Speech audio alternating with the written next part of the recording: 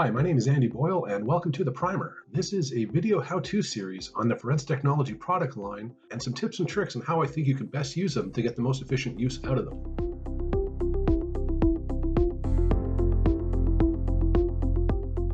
So let's get into the firearm components now. There's many types of firearms around the world, but what we are concerned with when we're talking about IBIS Trax HD 3D is small arms, which are guns that are easily carried and fired by an individual. This is the type of stuff that you're going to see in your street crime. For our purposes, we're going to break down these small arms into two families: handguns, which are just handheld, and those would be like pistols and revolvers.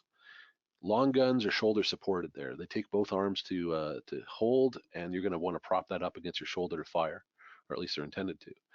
Rifles, shotguns, submachine guns, machine guns. Wherever you are, you're going to have some local or even national laws about what the definition of a handgun is, what a long gun is. You should familiarize yourself with what your local laws are, whether it's your state or provincial law or national federal laws. The definitions of what falls in or what category could vary from place to place. So it's up to you to know what it is for your own location. Let's take a look at what the main parts of a pistol are here. Here we can see there are four sections divided now. At the very top you have the slide. Below that you have the barrel and chamber, which in this case are one piece together. You've got below that the recoil spring and guide rod. There's actually multiple springs in this design to help reduce the felt recoil when you fire this pistol. And below that you have the frame. And so there's the slide at the top. And if we take a look at what's highlighted now, in yellow we've got the breech wall, which is the back wall of the chamber essentially. When the chamber here is closed inside the slide, the back of the cartridge case is going to be resting right up against the breech wall here in yellow. So the primer itself is going to be lined up directly with the firing pin hole here in the back of that breech wall. And now below that, you've got the chamber and barrel here. And so the chamber is at the very back where you see the smooth area. That's where the unfired cartridge is going to rest. And as it gets fired, the bullet is going to go down the barrel where the rifling is going to grip it, causing the bullet to turn. And that's going to make it spin as it flies through the air, keeping it stable in flight. As mentioned before, you've got multiple recoil springs here on the guide rod, which the different springs, the layered springs, should help reduce the felt recoil as the firearm's being fired. And lastly, you've got the frame here, where you can see the magazine release.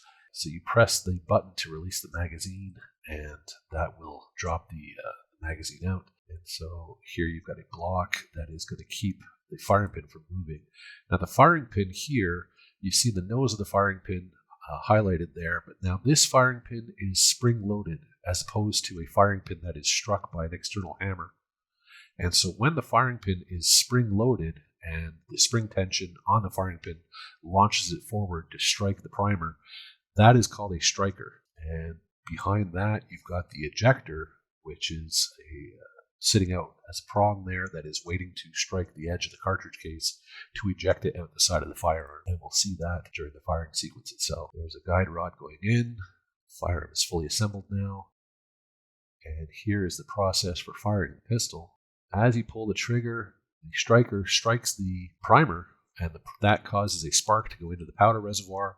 That powder is going to burn very rapidly, which causes the pressure to expand, and all that expanding pressure is being controlled and directed to push the bullet down the barrel. So as you pull the trigger here, you can see that the natural process of pulling that trigger actually deactivates the internal safeties there and allows the striker to be launched forward to strike the back of the cartridge case. Let's take a look at the actual ammunition here. You've got the primer in silver. You've got the striker behind it. That striker is going to hit the primer, cause a spark to go to the propellant. Propellant burns, pressure builds, pushes the bullet down the barrel. Now all that pressure that pushes the bullet forward is also pushing the cartridge case backwards. And so as the bullet leaves the muzzle, you've also got the energy pushing the cartridge case backwards. The extractor, that hook over here, makes sure the cartridge case gets pulled all the way out until it's struck by the ejector. And now as it closes, it raises up another round into the chamber and loads that next round from the magazine, and you're ready to fire again. So you can actually imagine this is an engine. This is a moving engine that is taking the energy of each fired round to cycle, and that is the firing sequence of a handgun. Thanks for watching. Stay tuned to the channel for future content, and I hope to see you soon. Bye-bye.